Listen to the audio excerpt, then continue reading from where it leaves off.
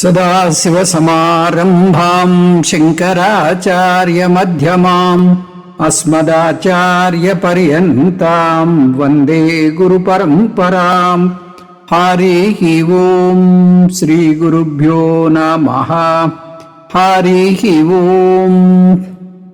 ఈరోజు మనం సంక్షిప్త గీతలోని 4వ అధ్యాయం, దీని పేరు జ్ఞాన కర్మ సన్యాస యోగం. 4వ అధ్యాయాన్ని ప్రధానంగా 3 అంశాలుగా మనం చూడొచ్చు. అవి అవతార రహస్యం, శ్లోకాలు 1 నుంచి 12 శ్లోకాల వరకు విస్తరించబడి ఉంది ఈ అంశం. రెండో అంశం జ్ఞాన కర్మ సన్యాస యోగం, 10వ శ్లోకం నుంచి 24వ శ్లోకం వరకు ఇది వివరించబడింది.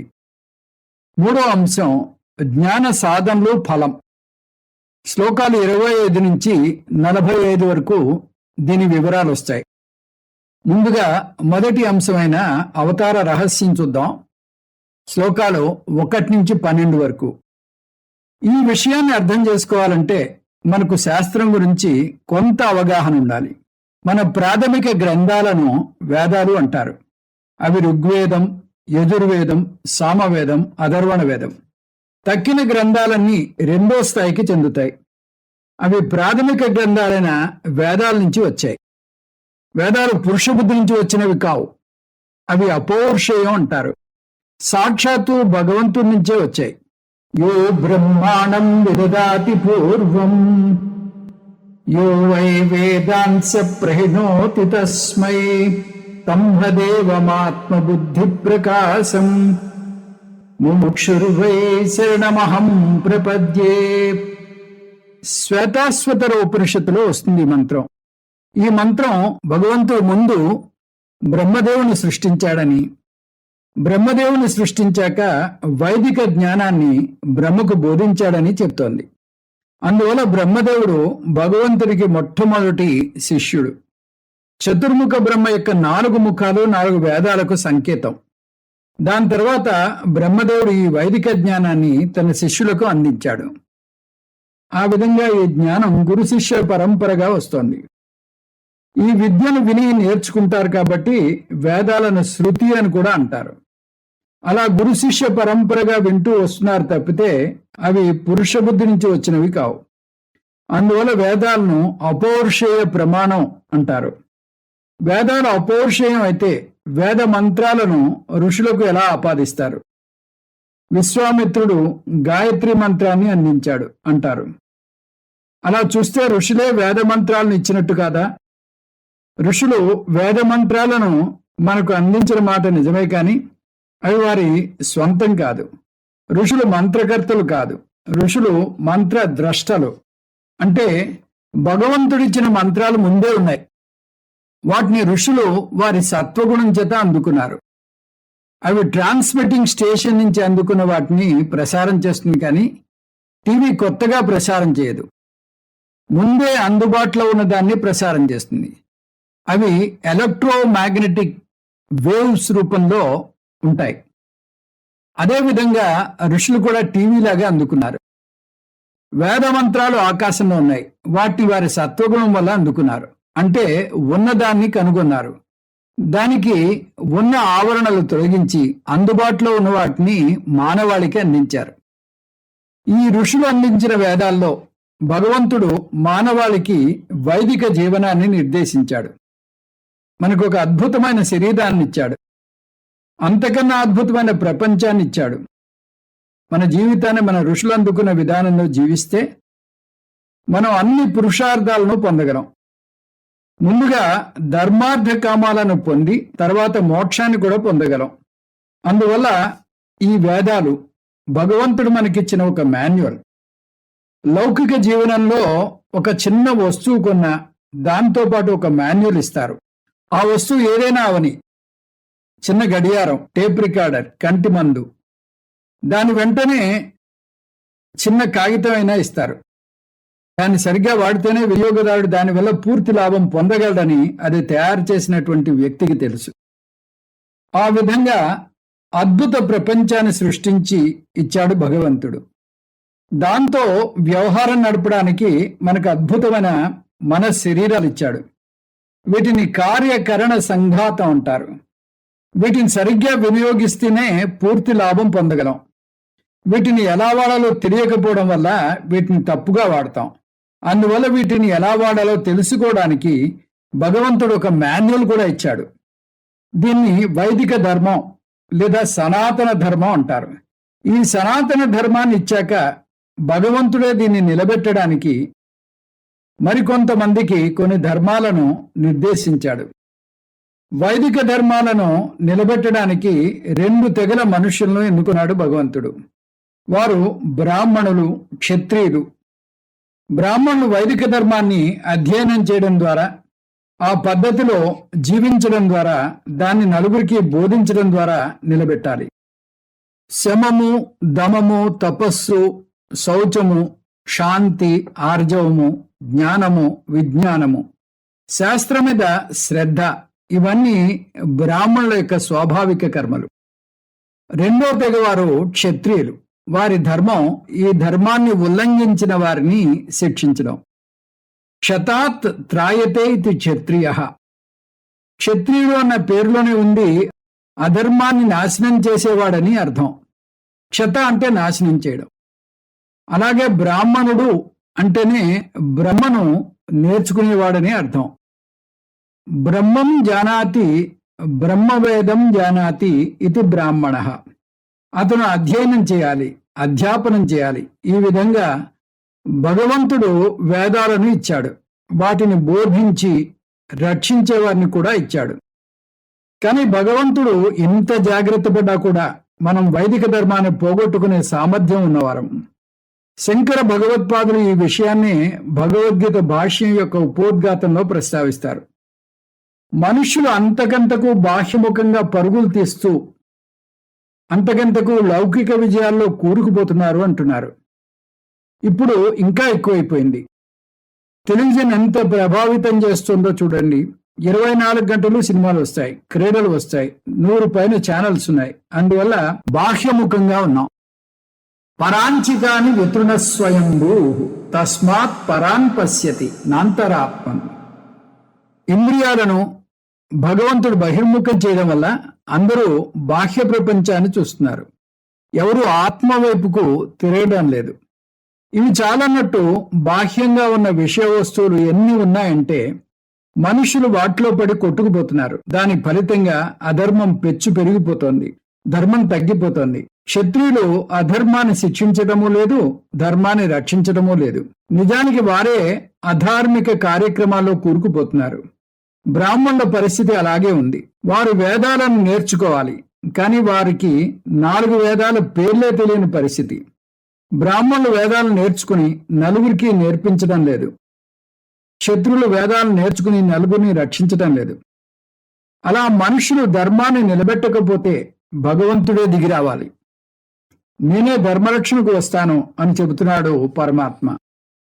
అందువల్ల విష్ణుమూర్తి అవతారాల గాథలు నేర్చుకుంటాం. ధర్మ రక్షణ కోసం అవతారం ఎత్తాడు. ధర్మరక్షణ 2 విధాలుగా చేశాడు. రామావతారంలో ధర్మబద్ధమైన జీవితం గడిపితే కృష్ణావతారంలో ధర్మాన్ని బోధించాడు. రాముడు బోధ చేయలేదు, కానీ ధర్మానికి ప్రతీకగా నిలిచాడు. రామాయణం అంటే రామస్య అయనం, రాముడు నడిచిన విధానం. కృష్ణావతారంలో బోధ చేశాడు భగవద్గీత ద్వారా, తర్వాత అనుగీత ద్వారా. ఆ విధంగా జీవన విధానం ద్వారా లేదా బోధ ద్వారా కనుమరుగైపోతున్నటువంటి వైదిక ధర్మాన్ని భగవంతుడు తిరిగి తీసుకువచ్చినట్టయింది. భగవంతుడు వేదాలను బోధించాడు. భగవంతుడే భగవద్గీతను కూడా బోధించాడు. ముందు భగవంతుడిని విష్ణుమూర్తి అంటే, ఇప్పుడు భగవంతుణ్ణి కృష్ణ పరమాత్మ అంటున్నాం. నామభేద నతు స్వరూపభేద. అదేవిధంగా ఋషులు అందుకున్న విద్యను వేదాలు అంటే, కృష్ణ పరమాత్మ చేసిన బోధను భగవద్గీత అంటున్నాం. వేదాల్లో కర్మకాండ, జ్ఞానకాండ ఉంటే భగవద్గీతలో కర్మయోగం, జ్ఞానయోగం ఉన్నాయి. అందువల్లనే ఈ అధ్యాయం మొదట్లో కృష్ణ పరమాత్మ అర్జునుడిని హెచ్చరిస్తున్నాడు. ఓ అర్జున, ఈ భగవద్గీతను తక్కువగా చూడకు. వేదాలను ఎంత గౌరవిస్తావో భగవద్గీతను కూడా అంత గౌరవించాలి. ఈ విషయాన్ని మనం కూడా ముఖ్య గమనికగా తీసుకోవాలి. ఎందుకంటే భగవద్గీతలో బోధ కొన్ని చోట్ల స్పష్టంగా ఉండదు, మరికొన్ని చోట్ల భిన్నాభిప్రాయాలు వెలుబుచ్చినట్టుగా కూడా కనిపిస్తుంది. నిజానికి స్వధర్మే నిధనం శ్రేయః అని 3వ అధ్యాయంలో 35వ శ్లోకంలో అన్నాడు. ప్రాణం పోయినా సరే స్వధర్మాన్ని పాటించాలి అన్నాడు. అదే కృష్ణ పరమాత్మ 18వ అధ్యాయంలో చివర్లో సర్వధర్మాన్ పరిత్యజ్య మామేకం శరణం వ్రజ, అన్ని ధర్మాలు పరిత్యజించు అంటున్నాడు. ఇప్పుడు సందేహం వస్తుంది, స్వధర్మాన్ని పాటించాలా, ధర్మ త్యాగం చేయాలా? ఇది ఒక ఉదాహరణ మాత్రమే. ఇలా ఎన్నో సందర్భాలు భిన్నాభిప్రాయాలు వెలుబుచ్చుతున్నట్టుగా ఉంటాయి. అందువల్ల గీతా సారం ఏమిటో తేల్చి చెప్పలేకపోతున్నారు. కొంతమంది గీతాసారం లేదా తాత్పర్యం కర్మ అంటే, మరికొందరు భక్తి అంటారు. కొందరు జ్ఞానం అంటే మరికొందరు శరణాగతి అంటారు. మరికొందరు ధ్యానం అంటారు. ఎవరికి వారు వారి వాదనను సమర్థించుకోవడానికి తదనుగుణమైన శ్లోకాలను ఉటంకిస్తారు. ఇవన్నీ మనం కూడా చదివితే మనలో అయోమయం ఇంకా ఎక్కువగా పెరిగిపోతుంది. ఇలా గీత యొక్క తాత్పర్యం తెలుసుకోలేకపోతే దానికి ఒకటే మార్గం ఉంది. వేదాలకు వెళ్ళి వేదాల తాత్పర్యాన్ని విశ్లేషిస్తే వేదాల తాత్పర్యం ఏదైతే వస్తుందో అదే గీతా తాత్పర్యం. అందువల్ల భగవద్గీత ఇలా భిన్నాభిప్రాయాలు వెలుబుచ్చేటట్టుగా ఉన్న ప్రతి చోట శంకర భగవత్పాదులు వేద వాక్యానికో ఉపనిషత్ వాక్యాలకో వెళ్ళి ఇదిగో ఇది దీని అర్థం అని వివరిస్తారు. భక్త్యా మాం అభిజానాతి యావాన్యశ్చాస్మి తత్వతః తతో మాం తత్వతో జ్ఞాత్వా విశతే తదనంతరం. నిధిధ్యాసన చేయడం వల్ల ఈశ్వర జ్ఞాననిష్ట పొందిన వ్యక్తి నిర్గుణ ఈశ్వర జ్ఞాన ఫలంగా నాలో ప్రవేశిస్తాడు. ఈ శ్లోకంలో ఉన్న పదం భక్త్యా అని, కానీ శంకర భగవత్పాదులు ధైర్యంగా భక్త్యా అంటే జ్ఞానేన అంటారు. జ్ఞాననిష్ట లక్షణయా భక్త్యా. శంకర భగవత్పాదులు ఈ అర్థం ఎలా చెప్పగలిగారు? ఎందుకంటే ఆయన భాష్యం రాస్తున్నంతసేపు వేదాలను దృష్టిలో పెట్టుకుని రాశారు. అందువల్లనే వేదాలు భగవద్గీత ఒకటే అని గుర్తుంచుకోవాలి. వేదాలను ఇచ్చింది ఒకరే, సాక్షాత్తు ఆ భగవంతుడు. ముందు విష్ణుమూర్తి అయితే ఇప్పుడు విష్ణుమూర్తి అవతారం అని కృష్ణ పరమాత్మ.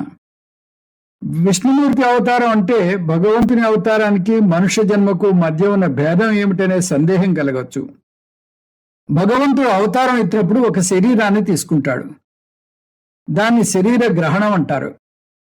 అలాగే జీవుడు జన్మనెత్తినప్పుడు ఒక శరీరాన్ని తీసుకుంటాడు, దాన్ని శరీర గ్రహణం అంటారు. రెండు శరీర గ్రహణమే అయితే భగవంతుని అవతారానికి మనుష్య జన్మకు మధ్య భేదం ఏమిటి? ఇక్కడ 4 భేదాలను చూస్తాం. కారణ భేదం, అవతారానికి జన్మకు మధ్య కారణ భేదం ఉంది. జీవుడు జన్మ పొందేది తను చేసుకున్న పుణ్య పాప కర్మల వల్ల. కర్మవశం గతః, పుణ్య పాప వశం గతః, అజ్ఞాన వశం గతః. తను చేసిన కర్మ వల్ల, పుణ్య పాప కర్మల వల్ల, అజ్ఞానం వల్ల పుడతాడు. గీతలో పదే పదే అవసహ పదం వస్తుంది. రాత్యాగమే అవశః పార్థ కార్యతే అవశః కర్మ సర్వ ప్రకృతి జైర్గుణై పూర్వాభ్యాసేన తేనైవ హ్రియతే అవశోపి సహ భూతగ్రామమిమం కృష్ణం అవసం ప్రకృతేర్వశాత్ కర్తుం నేచ్ఛసి యన్మోహాత్ కరిష్యస్య అవశోపి తత్. అంటే మనం నిస్సహాయంగా పుట్టాం, వచ్చే జన్మ మీద కూడా మనకు అధికారం లేదు. మనం కర్మక్షయం కోసం పునర్జన్మ ఎత్తుతూనే ఉండాలి. అందువల్ల జీవజన్మకు కారణం బానిసత్వం. అదే భగవంతుని అవతారం విషయం తీసుకుంటే భగవంతుడు అజ్ఞానానికి బానిస కాదు, కర్మకు బానిస కాదు, సృష్టికి బానిస కాదు. భగవంతుడు యజమాని. మానవాళి మీద జాలి కొద్దీ ఒక అవతారాన్ని ఎన్నుకున్నాడు. అలా మనకు కావలసిన శరీరాన్ని ఎన్నుకునే అవకాశం లేదు. మన శరీరం మన పుణ్య పాపాల వల్ల ఏర్పడుతుంది. మనం ఎక్కువ పుణ్యం చేసుకుంటే దేవ శరీరం వస్తుంది. పుణ్యపాపాలు సమంగా ఉంటే మనుష్య జన్మ వస్తుంది. ఎలా చూసినా కర్మ మన శరీరానికి కారణం. కానీ భగవంతుని విషయంలో కర్మ నిర్ణయించదు. భగవంతుడు అకర్త.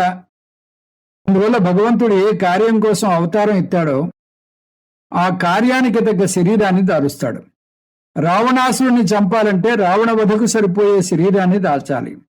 రావణాసురుణ్ణి మనుష్య శరీరంతోనే సంహరించగలడు. కాబట్టి రామునిగా మానవాకృతిని దాల్చి వచ్చాడు. అదే హిరణ్యకశిపుని సంహరించడానికి అతని హిరణ్యాక్ష వరాలకు భిన్నంగా ఉన్న ఆకారాన్ని దాల్చాలి. మనిషి చంపకూడదు, జంతువు చంపకూడదు అన్నాడు. అందువల్ల నరసింహావతారాన్ని దాల్చాడు. అందువల్ల రాక్షసుడు పొందిన వరాలకు భిన్నంగా ఉన్న ఆకారాన్ని, ప్రపంచం ఎదుర్కొంటున్న సమస్య పరిష్కారానికి తగ్గ ఆకారాన్ని, నెరవేర్చాల్సిన కర్తవ్యాన్ని నెరవేర్చి, అందువల్ల రాక్షసుడు పొందిన వరాలకు భిన్నంగా ఉన్న ఆకారాన్ని, ప్రపంచం ఎదుర్కొంటున్న సమస్య పరిష్కారానికి తగ్గ ఆకారాన్ని తీసుకుని నెరవేర్చాల్సిన కర్తవ్యాన్ని నెరవేర్చి ఆ ఆకారానికి స్వస్తి చెప్తాడు. ఆ విధంగా మనుష్య జన్మ బానిసత్వం నుంచి వస్తే ఈశ్వర జన్మ ఈశత్వం నుంచి వచ్చింది. ప్రకృతిని స్వాం అధిష్టాయ సంభవామి ఆత్మమాయయా అని 6వ శ్లోకంలో ఈ అధ్యాయంలో చెప్పాడు. ప్రకృతిని నా అధీనంలో పెట్టుకుని మాయా తత్వంతో ఈ మాయకి శరీరాన్ని పొందుతాను అని చెప్పాడు. ప్రకృతిని స్వాం అవష్టభ్య విసృజామి పునః పునః. ప్రకృతి సహాయం తీసుకుని మొత్తం జీవరాశులన్నిటినీ సృష్టిస్తాను. కృష్ణ పరమాత్మ ప్రకృతిని స్వాం అవష్టభ్య పదాలను పదే పదే వాడాడు. అన్నీ నా అధీనంలో ఉంచుకుంటాను. అందువల్ల భగవంతుడు కిందికి దిగి వస్తే జీవుడు కిందికి పడిపోతాడు. భగవంతుని అవతారం అయితే మనిషిది పతనం. స్వరూప భేదం. పుట్టినప్పటి నుంచి అవతారానికి జన్మకు మధ్యలో స్వరూప భేదం ఉంది. జీవుడు పుట్టినప్పటి నుంచి మరణించేదాకా బద్ధ స్వరూపుడు. కర్మకు బందీ, అజ్ఞానానికి బందీ, మోహానికి బందీ, పరిస్థితులకు బందీ, కాలానికి బందీ, దేశానికి బందీ. అందువల్ల అతన్ని బద్ధ జీవుడు అంటారు. ఈశ్వరుని విషయం వస్తే ఈశ్వరుడు ముక్త స్వరూపుడు. ఈశ్వరుడు వీటిలో దేనికి బందీ కాడు. ఈశ్వరుడు సర్వజ్ఞుడు, ముక్త స్వరూపుడు. తను భూమి మీదకు వచ్చి అవసరం తీరగానే తన లోకానికి తిరిగి వెళ్ళిపోతాడు. భగవంతుడి విషయంలో మరణించాడు అనకూడదు, నిర్యాణం చెందాడు అంటాం. అందువల్ల వారి స్వరూపాల్లో భేదం ఉంది. జీవి బద్ధ స్వరూపుడైతే భగవంతుడు ముక్త స్వరూపుడు. ఇంకా శరీర భేదం చూద్దాం. శరీరం ఏర్పడిన పద్ధతిలో కూడా భేదం ఉంది. జీవి శరీరం పంచభూతాల నుంచి ఏర్పడుతుంది.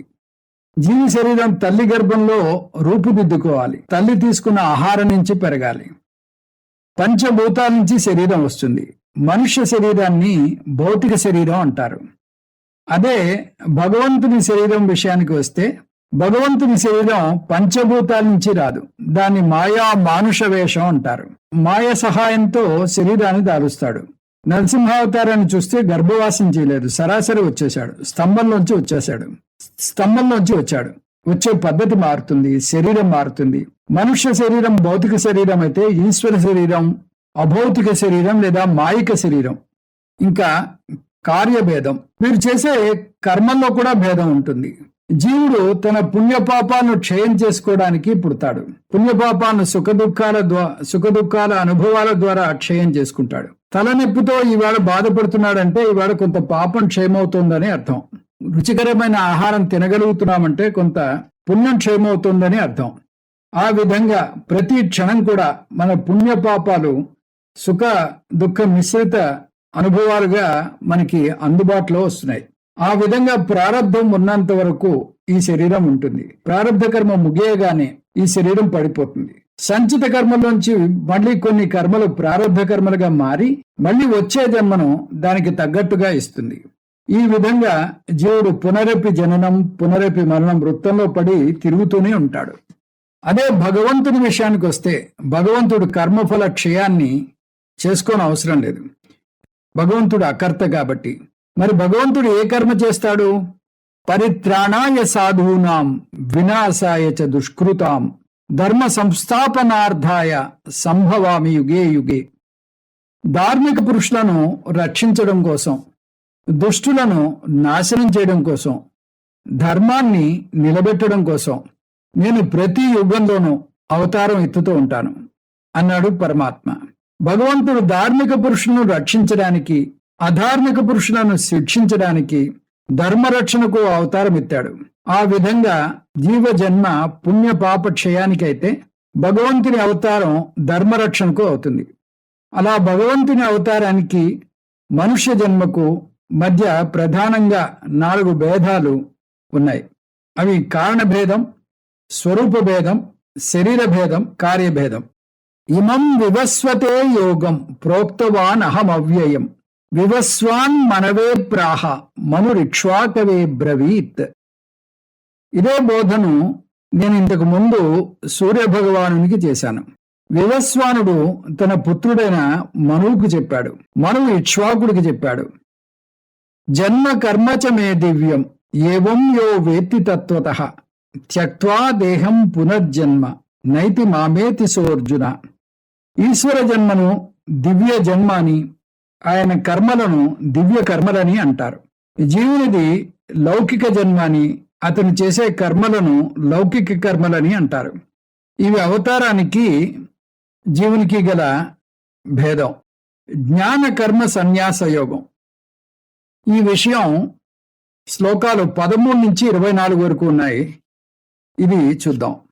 కృష్ణ పరమాత్మ ఇప్పుడు 4వ అధ్యాయంలో ప్రధాన అంశాన్ని, అంటే ఆత్మజ్ఞానాన్ని బోధిస్తున్నాడు.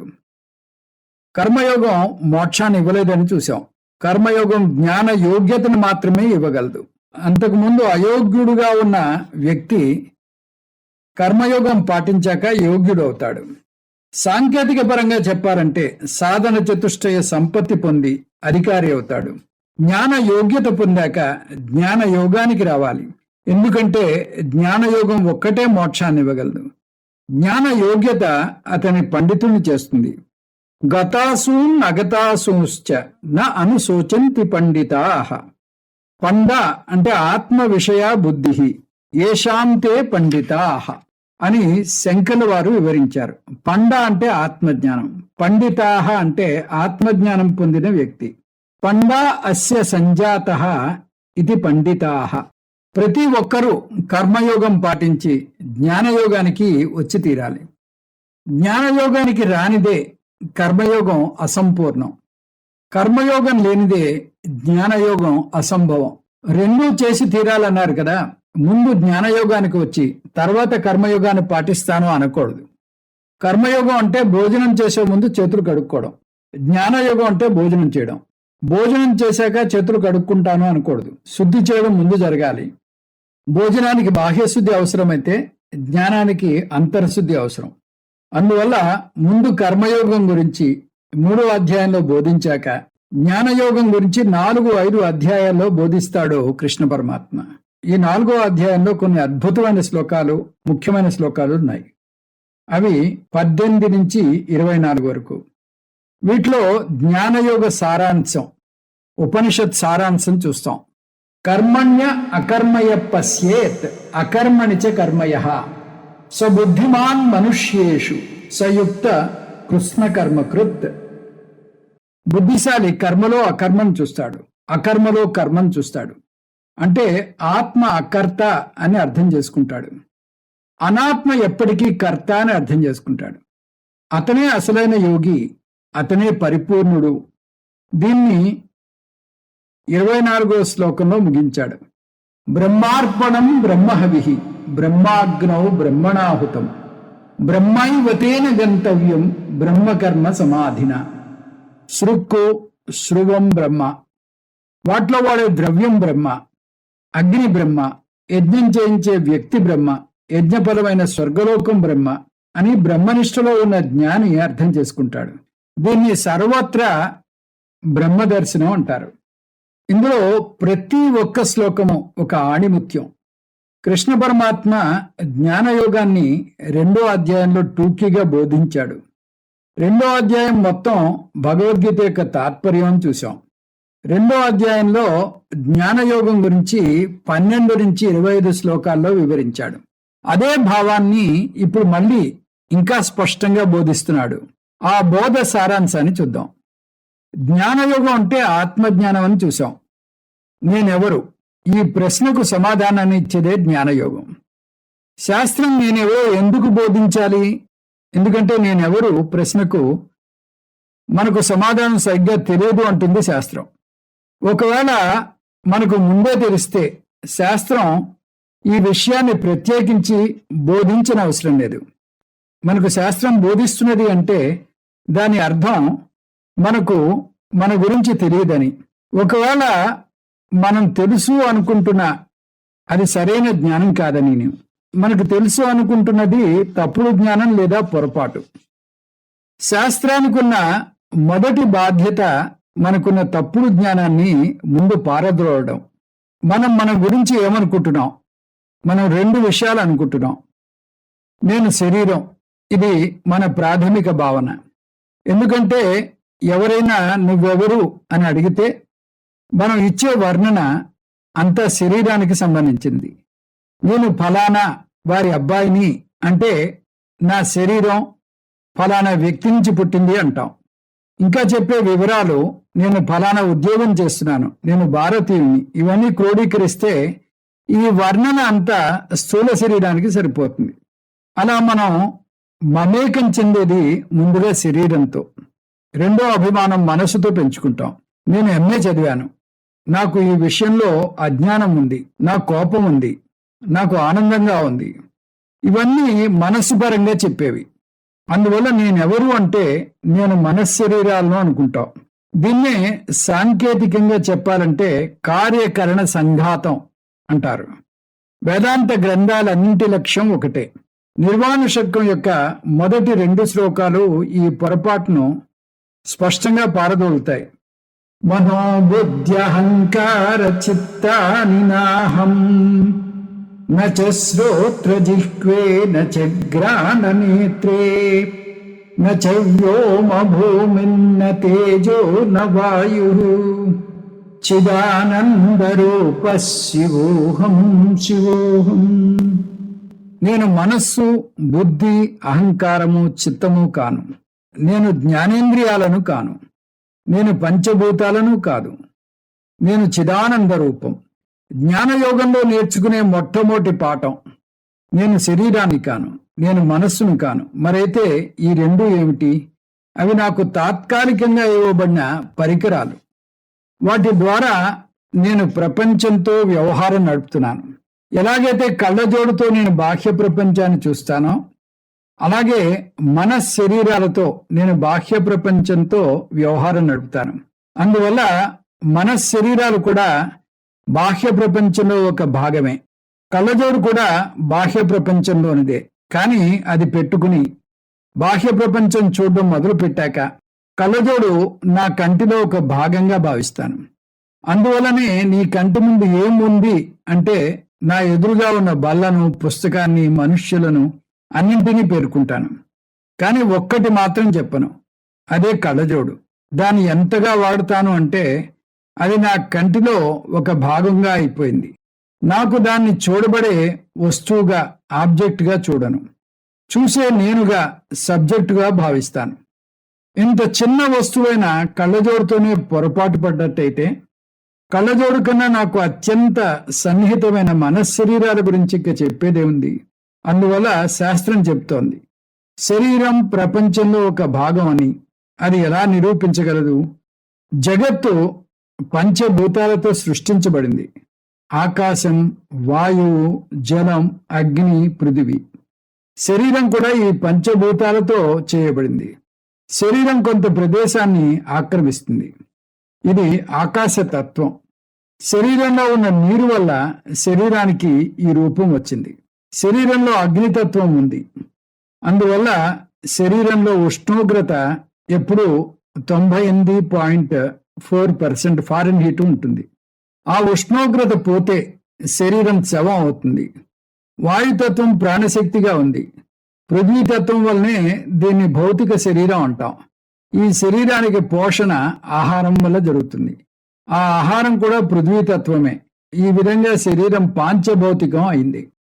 శరీర సృష్టి పంచభూతాల నుంచి జరిగింది.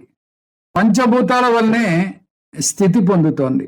మళ్ళీ పంచభూతాలతో చేయబడిన జగత్తులోనే లయమవుతుంది. అందువల్ల ఈ శరీరం నాకు ఇవ్వబడిన ఒక మాధ్యమం. అది నేను కాదు. మరైతే నేనెవరు? శరీరానికి భిన్నంగా ఉన్నదేదో అదే నేను. అయితే నేను మనస్సు కూడా కాను.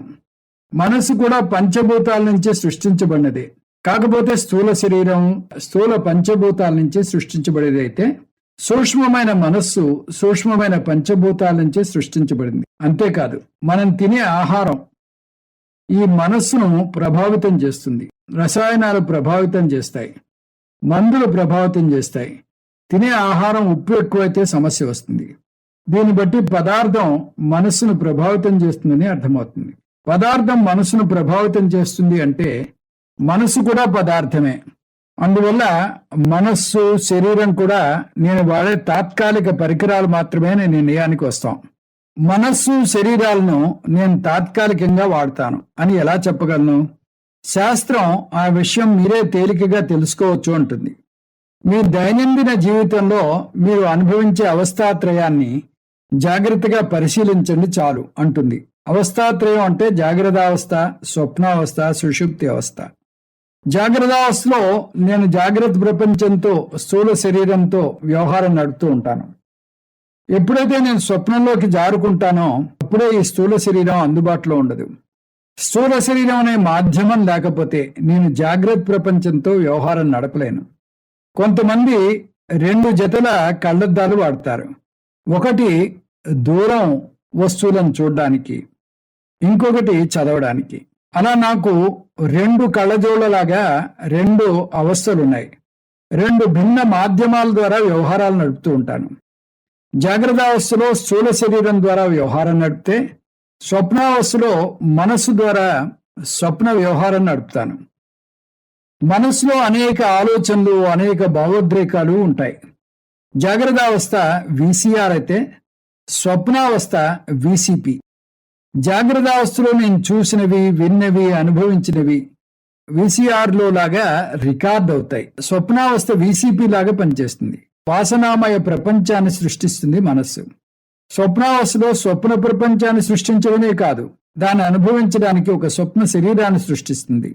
2 మనసు నుంచి వచ్చినవే. జాగ్రత్త ప్రపంచం, జాగ్రత్త శరీరం 2 ఉండవు. స్వప్నావస్థ నుంచి సుషుప్తిలోకి జారుకుంటే ఈ స్వప్న శరీరము, స్వప్న ప్రపంచం కూడా ఉండదు. స్వప్నావస్థలో శరీరం పడుకుంటే సుషుప్తిలో మనసు కూడా పడుకుంటుంది. భావోద్రేకాలు లేవు, ఆలోచనలు లేవు, అహంకారం లేదు, జ్ఞాపకాలు లేవు, కదలిక అసలే లేదు. సుషుప్తిలో శరీరము, మనస్సు కూడా పడుకుంటాయి. కాబట్టి జాగ్రత్త ప్రపంచము అనుభవంలోకి రాదు, స్వప్న ప్రపంచము అనుభవంలోకి రాదు. మరైతే అప్పుడు నేను ఉన్నానా లేనా? సుషుప్తిలో నేను మన శరీరాల ద్వారా వ్యవహారం నడపకపోయినా నేను ఉంటాను. ఒకవేళ నేను అలా ఉండకపోయేటట్టయితే నేను అసలు నిద్రైపోను. నిద్రపోతే మరణిస్తాను. అంటే ఎలాగో ఒకలాగా మేలుకునే ఉంటాను. కానీ నిద్ర అంటే భయపడకపోగా, ఏమాత్రం అవకాశం దొరికినా, ఏదైనా బోధ వింటున్నా కూడా నిద్రపోతాను. సుషుప్తిలో గాఢ నిద్ర. గాఢ నిద్రలో నేను ఏ పరికరాలు వాడను. నేను నా స్వరూపంలో లయమవుతాను. నేను భౌతిక శరీరం ద్వారా వ్యవహారం నడపను కాబట్టి భౌతిక స్వరూపాన్ని కాను. మనస్సుతో వ్యవహారం నడపను కాబట్టి మానసిక స్వరూపాన్ని కాను. నేను కేవలం చైతన్యాన్ని, నేను ఉనికిని. సుషుప్తిలో నేను ఉన్నాను. తర్వాత ఇంకేమీ పదం వాడలేను. అంటే నేను అంటే శుద్ధ సత్తుగా ఉన్నాను. అంటే శుద్ధ సత్, శుద్ధ చిత్ తప్ప ఇంకేమీ కాను. శాస్త్రం అద్భుతమైన తర్కాన్ని ఉపయోగించి చెప్తోంది. దేనికైతే రాకపోకలు ఉన్నాయో అది నా స్వరూపం కాదు. దేనికైతే రాకపోకలు లేవో, ఏదైతే శాశ్వతమో అది నా స్వరూపం. ఉదాహరణకు, నీరు వేడిగా ఉంటే దానికి రాకపోకలున్నాయి. నీరు కాసేపే వేడిగా ఉంటుంది, తర్వాత చల్లారిపోతుంది. అంటే వేడి తత్వం నీరుకు లేదు. వేడి నీటికి వచ్చి చేరింది, దాన్ని ఆగంతుకం అంటారు. అది దాని స్వరూపం కాదు. అదే అగ్ని విషయం తీసుకుంటే వేడి తత్వం అగ్ని స్వరూపం. అగ్ని ఎక్కడ ఉన్నా, ఎప్పుడున్నా వేడిగానే ఉంటుంది. యత్ ఆగంతుకం తత్ న స్వరూపం, యత్ నిత్యం తదేవ స్వరూపం. నా శారీరక స్వరూపం జాగ్రత్తావస్థలోనే ఉంది. నా మానసిక స్వరూపం స్వప్నావస్థలోనే ఉంది, కానీ నా చైతన్య స్వరూపం జాగ్రత్త, స్వప్న, సుషుప్తి 3 అవస్థలోనూ ఉంది. అందువల్ల నా స్వరూపం సత్ చిత్ ఆనంద స్వరూపం అని శాస్త్రం ఘోషిస్తోంది. ఎలాగైతే నేను నా కళ్ళజోడు ఉపయోగించి ప్రపంచాన్ని చూసి రాత్రి పడుకునేటప్పుడు నా కళ్ళజోడును తీసి పక్కన పెట్టి పడుకుంటానో, అదేవిధంగా నేను నా శరీరం ద్వారా బాహ్య ప్రపంచంతో వ్యవహారం నడిపి రాత్రి పడుకునేటప్పుడు ఈ జాగ్రత్త శరీరాన్ని తీసి పక్కన పెడతాను. అక్షరాలా కాదు సుమండి. అందువల్ల దాని ద్వారా వ్యవహారం నడిపే జాగ్రత్త ప్రపంచం కనబడదు. అదేవిధంగా మనస్సు ద్వారా స్వప్నావస్థలో వాసనా ప్రపంచాన్ని సృష్టించిన గాఢ నిద్రలో మునిగేటప్పుడు మనస్సును కూడా తీసి పక్కన పెడతాను. ఇది కూడా అక్షరాలా కాదు. అందువల్ల మనస్సు ద్వారా చూసే స్వప్న ప్రపంచం కూడా నాకు కనబడదు. నిజానికి ఇది గాఢ నిద్రలో ప్రతి ఒక్కరికి జరిగే విషయమే. శారీరక స్వరూపం గాని మానసిక స్వరూపం గాని ఎవరికీ ఉండదు గాఢ నిద్రలో. అందువల్ల ఆత్మ సత్ చిత్ ఆనంద స్వరూపం. నా స్వరూపం సత్ చిత్ ఆత్మ అయితే ఆత్మ ఆకారం ఎంత? 2వ అధ్యాయంలో కృష్ణ పరమాత్మ చెప్పాడు. మన ఆకారం గురించి చెప్పిందంతా శరీరానికి సంబంధించింది. నేను 5 అడుగులు ఉన్నాను, నేను సన్నగా ఉన్నాను, నేను తెల్లగా ఉన్నాను, ఇవన్నీ శరీరానికి చెందినవి. నేను శరీరం కాదు, మనస్సు కాదు. కాబట్టి ఈ శరీరానికి మనస్సుకు చెందిన పరిమితులేవి నాకు వర్తించవు. అందువలనే సుషుప్తిలో నేను మన శరీరాల ద్వారా వ్యవహారం నడపనప్పుడు నాకు ఏ విధమైన పరిమితులు అనుభవంలోకి రావు. గాఢ నిద్రలో నేను కాదు, నేను ఆత్మగా అనంతం పూర్ణం నిత్యం. నిత్య సర్వగతస్థాణు అచలోయం సనాతనః అవ్యక్తోయం అచింత్యోయం అవికార్యోయముచ్యతే న జాయతే మ్రియతే వా కదాచిత్ నాయం భూత్వా భవితా వా న భూయః అజో నిత్య శాశ్వతోయం పురాణో న హన్యతే హన్యమానే శరీరే. ఆత్మ నిత్యం, సర్వగతం, నిర్వికారం, అచలం, సనాతనం. ఆత్మ ఇంద్రియ అగోచరం, మనస్సుకు అందదు, వికారాలు లేవు. ఆత్మకు పుట్టుక లేదు, చావు లేదు. ఒక సమయంలో పుట్టలేదు, ఒక సమయంలో మరణించదు. ఆత్మ అజం, నిత్యం, శాశ్వతం, పురాణం. శరీరం మరణించినా మరణించదు.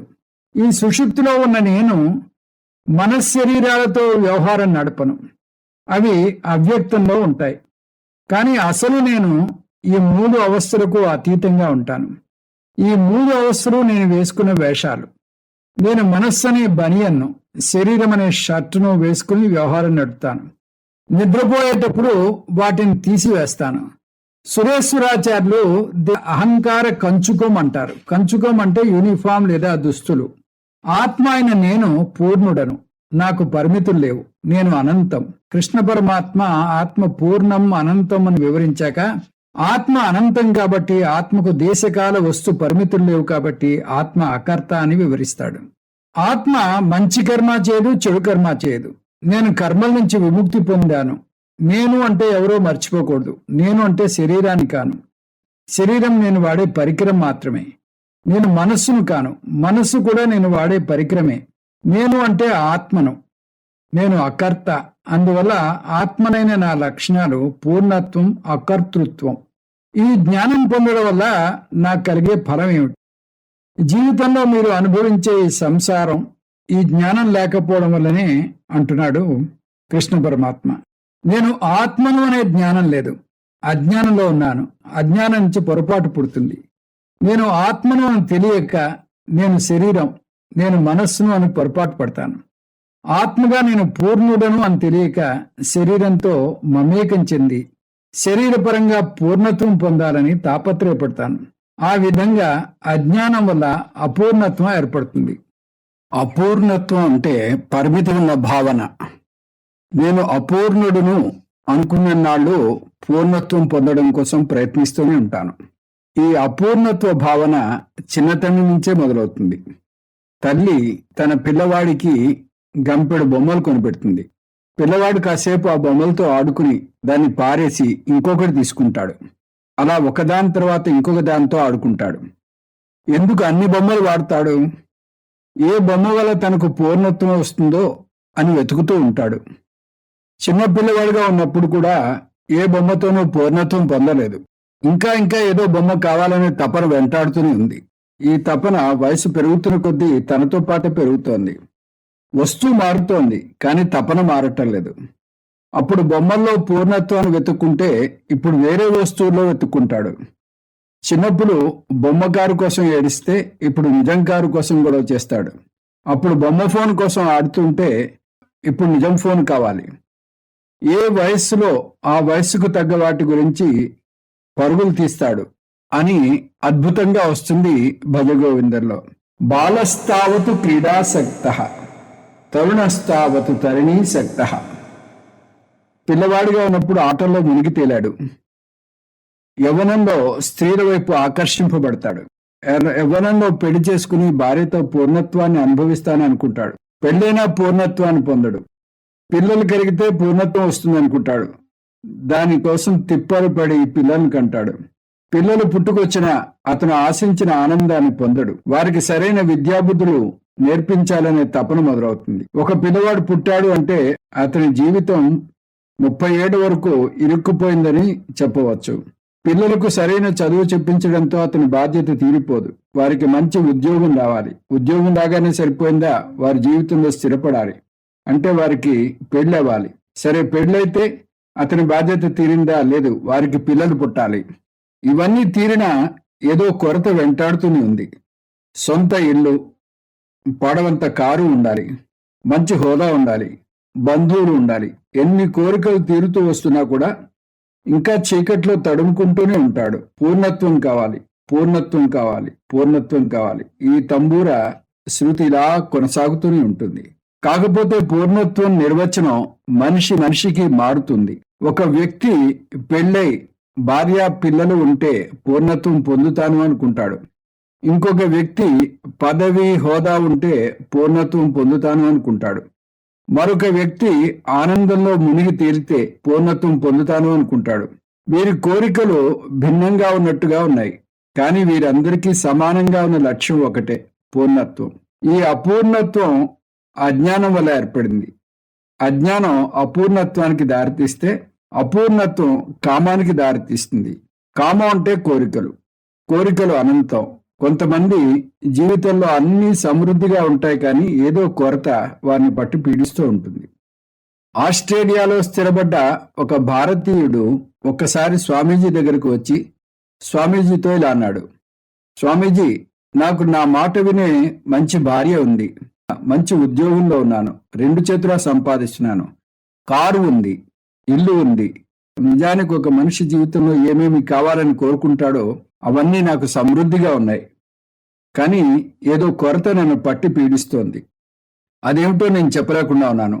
ఆయన సమస్యకు పరిష్కారం భారతీయ సంస్కృతి, ఆధ్యాత్మిక జవాబు అనుకున్నారు స్వామీజీ. కానీ అది నేర్చుకునే తీరిక లేదు. 2 వారాల్లో వెనక్కి వెళ్ళిపోతున్నాడు. ఆయన మనస్సు కలత చెందుతోంది. కారణం అంతుపట్టడం లేదు. కారణం ఒకటే, ఆత్మ అజ్ఞానం ఉన్నంత వరకు సమస్యలు ఉంటూనే ఉంటాయి. శాంతి ఎన్నటికీ రాదు. అందులో ఏమాత్రం సందేహం లేదు. అజ్ఞానం అపూర్ణత్వానికి దారితీస్తుంది. అపూర్ణత్వం కామానికి దారితీస్తుంది. కామం కర్మకు దారితీస్తుంది. కర్మ తపనకు దారితీస్తుంది. ఈ కర్మన్న నన్ను పూర్ణుని చేస్తుంది అనుకుంటే కర్మ పుణ్యపాపాలకు దారితీస్తుంది. పుణ్యపాపాలు సుఖదుఖాలకు దారితీస్తాయి. సుఖదుఖాలు వచ్చే జన్మకు దారితీస్తాయి. మళ్ళీ వచ్చే జన్మలో కూడా ఇదే వృత్తం కొనసాగుతుంది. దీన్నే సంసారము అంటారు. అజ్ఞానం అపూర్ణత్వానికి దారితీస్తే అపూర్ణత్వం కామానికి దారితీస్తుంది. కామం కర్మకి దారితీస్తుంది. కర్మ పుణ్యపాపాలను ఇస్తుంది.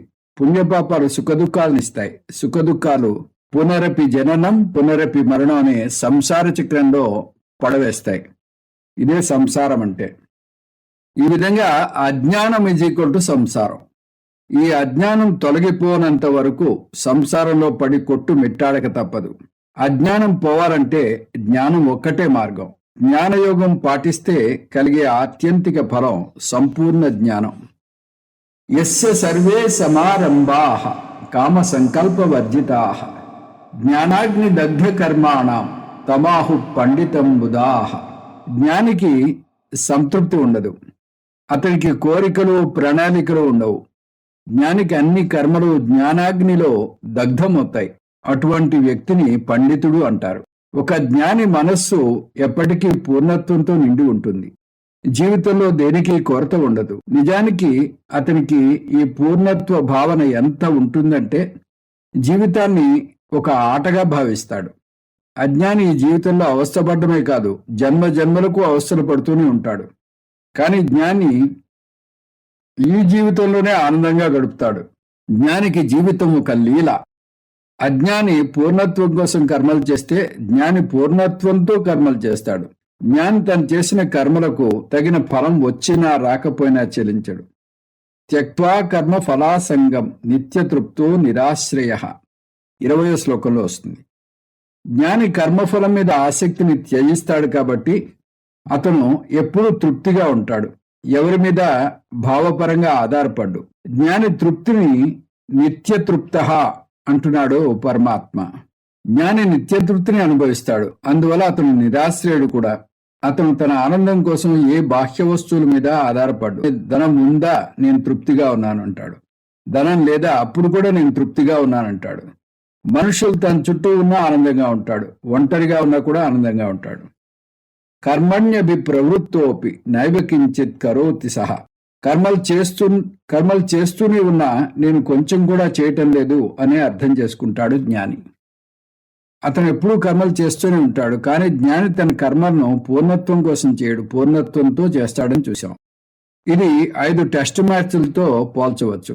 మన భారతీయులు 5 టెస్ట్ మ్యాచ్ల్లో 3 గెలిచారనుకోండి, 3 గెలిచినా తక్కిన 2 ఆడాలి. కానీ ఆ 2 ఆనందంతో ఆడతారు. వాటికి ఆదుర్ధ, ఆందోళన, భయం ఉండదు. ఆ ఆటను ఆనందిస్తారు. నిరాశీ యతచిత్తాత్మ త్యక్త సర్వ పరిగ్రహ శరీరం కేవలం కర్మ కుర్వన్ ఆప్నోతి కిల్భిషం 21వ శ్లోకం. ఈ జ్ఞాని మనస్సును, శరీరాన్ని జయించాడు. అతను శారీరకంగా చేయాల్సిన కర్మలను చేస్తాడు. అందువల్ల అతను కర్మలను చేస్తున్నా కూడా కర్మఫలాలు అతన్ని అంటావు.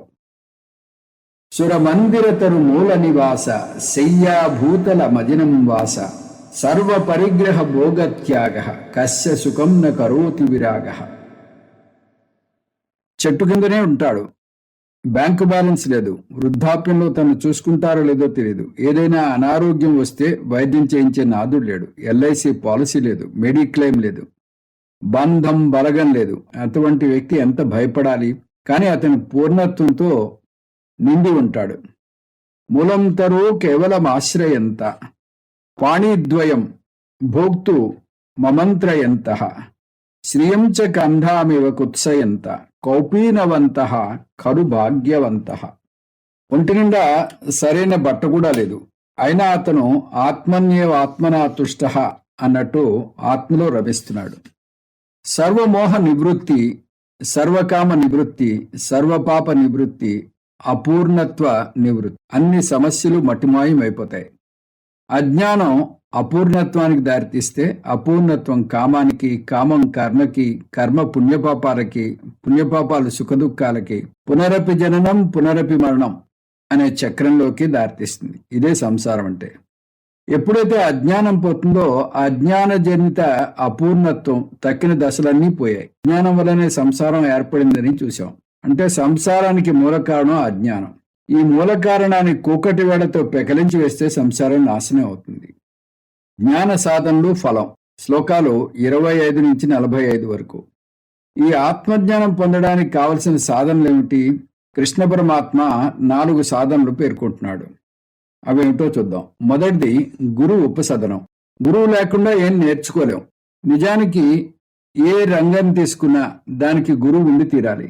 చిన్న టెన్నిస్ ఆట తీసుకుంటే ఆ ఆటను చూస్తే ఏముంది, ఆ బంతి మన వైపుకు వచ్చినప్పుడు ర్యాకెట్తో కొట్టడమే కదా అనిపిస్తుంది. కానీ కనబడినంత తేలిక కాదు. దానికి కూడా ఒక కోచి కావాలి. ఆ విధంగా గురువు ఆత్మజ్ఞానానికి తప్పనిసరి. తద్విద్ధి ప్రణిపాతేన పరిప్రశ్నేన సేవయ ఉపదేక్ష్యంతి తే జ్ఞానం జ్ఞానినః తత్వదర్శినః. ఈ వేదాంత బోధను బాగా బోధ చేయగలిగిన శ్రోత్రియ బ్రహ్మనిష్ఠైన గురువు వద్దకు జిజ్ఞాసతో వినయంతో వెళ్లి సేవలు చేసి ప్రశ్నలు అడిగి జ్ఞానాన్ని పొందాలి. గురువు శాస్త్రాన్ని బోధిస్తాడు. కొంతమందినే ఆత్మగురువు అంటారు, కొంతమంది ఆత్మే గురువు అంటారు. అద్వైతంలో అది ఒప్పుకోం. ఎందుకంటే ఆత్మ బోధించలేదు, ఆత్మ అకర్త అభోక్త. ఒకసారి స్వామీజీ ఒక శాస్త్రి గారు ఏదో గ్రంథాన్ని బోధించడం చూశారు. ఆయన మంచి గురువు. ఆయన బోధ మధ్యలో ఆయన చేతిని ఒక ప్రత్యేక ఆకారంలో పెడితే ఆయన దక్షిణామూర్తి వేసే చిన్ముద్ర సూచిస్తున్నారు అనుకున్నారట స్వామీజీ. కానీ కొంతసేపు అయ్యేసరికి ఆ చేతిని ముక్కు దగ్గరకు తీసుకువెళ్ళి నస్యం పీల్చారు. అందువల్ల మనం చూసేది మనం ఎలా అర్థం చేసుకుంటున్నామన్నది మన జ్ఞానాన్ని బట్టి ఉంటుంది. కర్ణాటక సంగీతం నేర్చుకోవాలంటే ఒక పద్ధతి ఉంటుంది. కీర్తనలకు వచ్చే ముందు సరళీ స్వరాలు, జంట స్వరాలు, వర్ణాలు, గీతాలు నేర్చుకోవాలి. భరతనాట్యం నేర్చుకోవాలంటే దానికి ఒక పద్ధతి ఉంటుంది. లౌకిక విద్యలకే ఒక పద్ధతి ఉంటే అత్యంత సూక్ష్మమైన విషయాన్ని బోధించే ఆత్మవిద్యకు ఇంకెంత గొప్ప పద్ధతి ఉండాలి. దాన్నే సాంప్రదాయ పద్ధతి అంటారు. మన గురువు మనకు సాంప్రదాయ పద్ధతిలో బోధించాలి. అంటే ఆయన ఒక గురువు దగ్గర అధ్యయనం చేసి ఉండాలి. అందువల్ల శిష్య పరంపర ద్వారా నేర్చుకున్న వ్యక్తి మళ్ళీ గురువు అవగలడు. అతను మహాజ్ఞాని అయిన గురు శిష్య పరంపరలోకి రాకపోతే శంకరాచార్యులు అతన్ని ఖండిస్తున్నారు. అసాంప్రదాయవిత్ మూర్ఖవత్ ఉపేక్షణీయ. అతను మూర్ఖునిగా భావించి అతను పట్టించుకోకూడదుట. శ్రోత్రియం బ్రహ్మనిష్టం స గురుం ఏవ అభిగచ్చేత్. గురువుకు శాస్త్రం తెలిసి ఉండాలి, బోధించే విధానం కూడా తెలిసి ఉండాలి. మొదట సాధన గురువుని సమీపించాలి, విధివత్ గురు ఉపసదనం. రెండోది శ్రద్ధ. రెండో సాధన గురువు మీద శ్రద్ధ ఉండాలి. గురువు తప్పు చెప్పరు అనే నమ్మకం ఉండాలి. ఒకవేళ ఎక్కడైనా గురువు తప్పు బోధించినట్టు అనిపిస్తేనో లేదా గురువు బోధ తార్కికంగా అనిపించకపోతేనో అప్పుడు కూడా గురువు బోధ తార్కికంగా లేదు అనకూడదు. మీకే సరిగ్గా అర్థం కాలేదు అని అర్థం చేసుకోవాలి. గురువుని కానీ శాస్త్రం చేసే బోధను కానీ తప్పు పట్టకుండా ఆ బోధ మీ మేధస్సుకు అందలేదని గ్రహించాలి. అలా గ్రహించి గురువు దగ్గరకు వినయంగా వెళ్ళి అణకుగా అడగాలి. ఈ భాగం నేను సరిగ్గా అర్థం చేసుకోలేకపోతున్నాను, అందువల్ల అది తార్కికంగా ఉన్నట్టుగా అనిపించడం లేదు అని అడగాలి.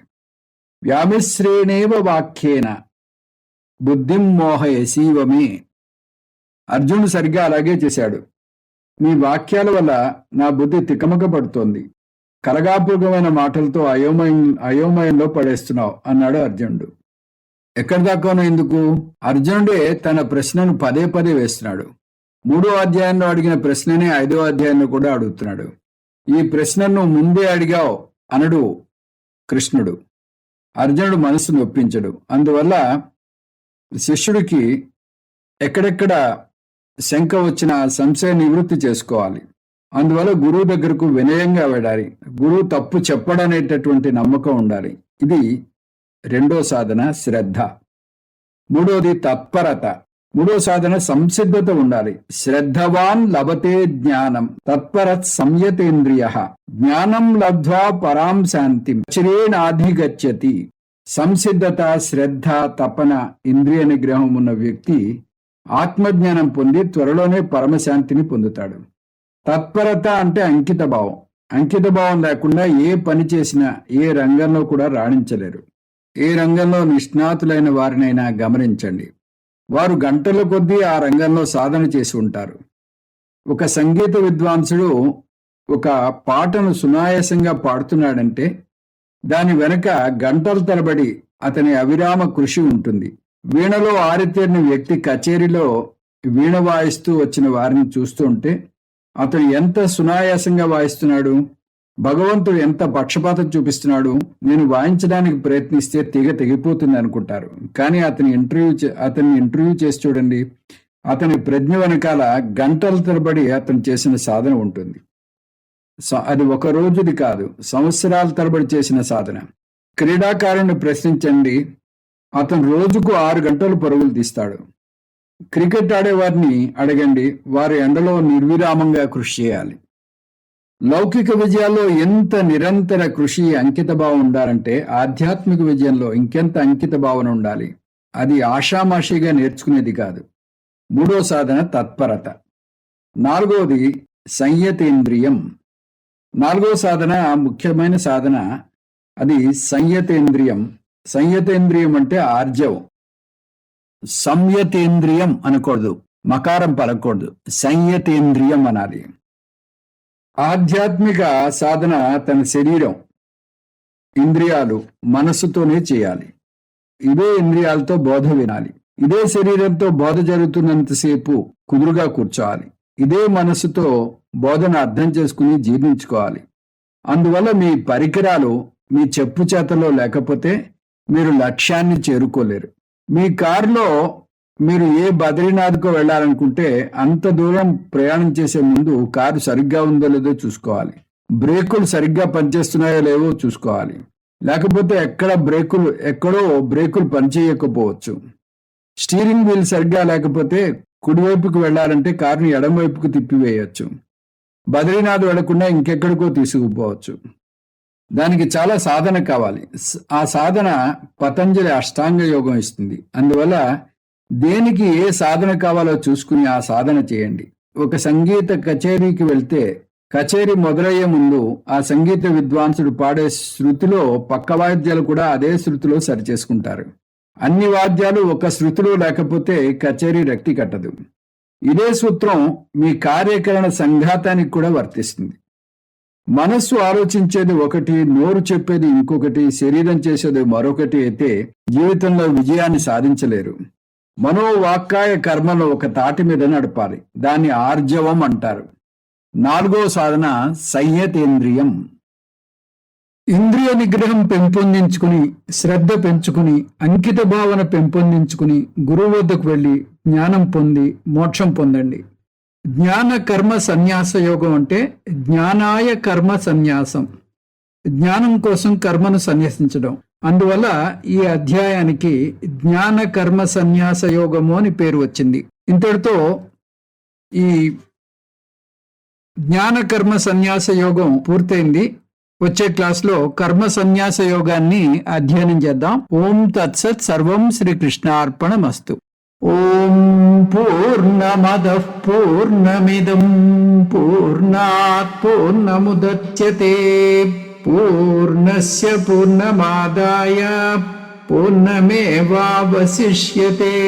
ఓం శాంతి శాంతి శాంతిః. హరిః ఓం. శ్రీ గురుభ్యో నమః. హరిః ఓం.